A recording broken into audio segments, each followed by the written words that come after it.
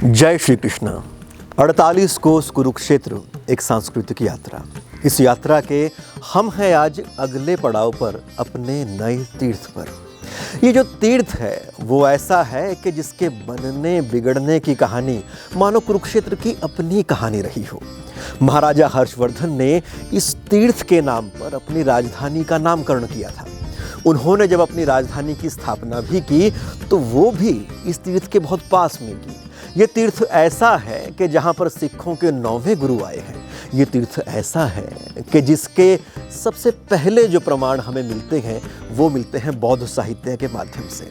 तो आज है हम स्थानेश्वर महादेव मंदिर थानेसर कुरुक्षेत्र में। हर हर महादेव।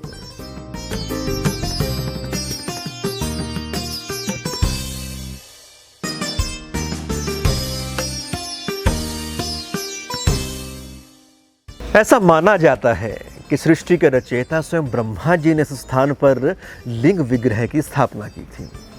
इसी जगह पर वामन पुराण के अनुसार कई और भी तीर्थ हुआ करते थे और यहाँ पर एक प्राचीन वट वृक्ष का भी उल्लेख मिलता है। जिस वट वृक्ष के नीचे मैं बैठा हूँ, ऐसा माना जाता है कि इसी जगह पर वो वट वृक्ष हुआ करता था।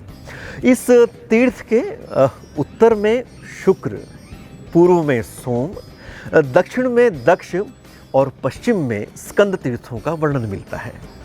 महाभारत के शल्य पर्व के अनुसार भगवान शिव ने इसी जगह पर घोर तपस्या की थी और उसके बाद मां सरस्वती की आराधना करके यहाँ पर इस तीर्थ की स्थापना की थी।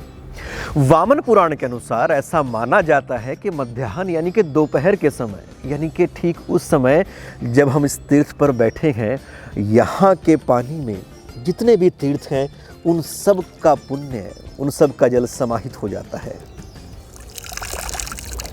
वामन पुराण में इसे स्थाणु तीर्थ कहा गया है और ये बताया गया है कि इस जगह पर सहस्त्रों शिवलिंग हुआ करते थे और ऐसा वहाँ पर लिखा गया है कि इस तीर्थ के दर्शन मात्र कर लेने से व्यक्ति अपने हर तरह के पाप से मुक्ति पा जाता है।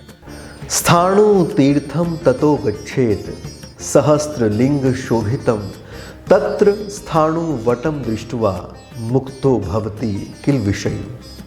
महाभारत के युद्ध से पूर्व भी भगवान श्री कृष्ण ने पांडवों सहित इस जगह पर आकर भगवान शिव की आराधना की थी।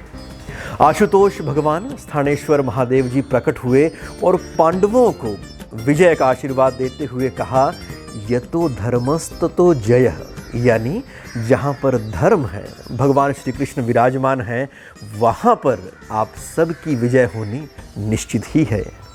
जैसा कि शुरू में हमने आपसे कहा था कि कुरुक्षेत्र के बनने बिगड़ने की कहानी और इस तीर्थ की कहानी दोनों साथ साथ चलते हैं।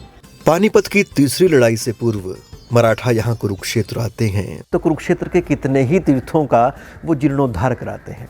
तो तभी स्थानेश्वर महादेव जी के इस तीर्थ का, इस मंदिर का भी जीर्णोद्धार होता है।